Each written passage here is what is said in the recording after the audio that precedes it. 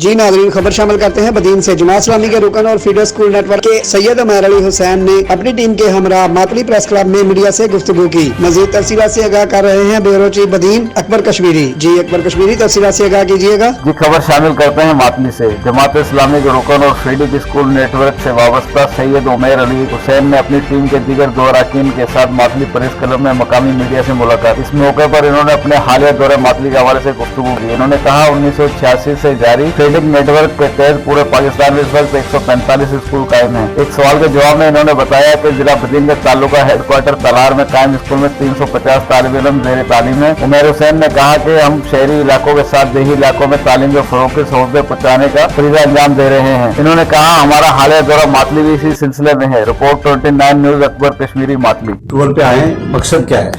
अस्सलाम वालेकुम, मेरा नाम सैयद उमर हुसैन है, जमात इस्लामी का रुकन हूँ और बैठक स्कूल नेटवर्क का सिलसिला स्टार्ट हुआ कोई 1996 में और हमने इरादा किया कि शहरों के अलावा दही इलाकों में भी ज़्यादा से ज़्यादा तालीम की रोशनी आम करें और अल्हम्दुलिल्लाह आज हमारे 143 स्कूल्स हैं ऑल ओवर पाकिस्तान और इसी मकसद से आज मातली में प्रेस क्लब में बैठे हैं कि यहाँ पे बहुत सारे अफराद से मुलाकातें हों और असलम भाई और माजिद भाई की कंपनी में है और इनकी ज़ेर निगरानी हम चीज़ें आगे चलाना चाह रहे हैं।